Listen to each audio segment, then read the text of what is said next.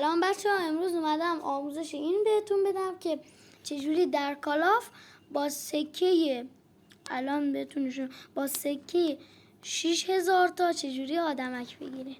اصلا لولتون هم اینجوری باشه اشکال نداره، نه لول باشه ولی یک باشین دو باشین هیچ لولی مهم نیست.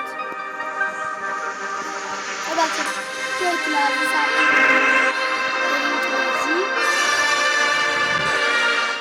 بچه ها لایک و حتما یادتون نره دنبالمون کنید.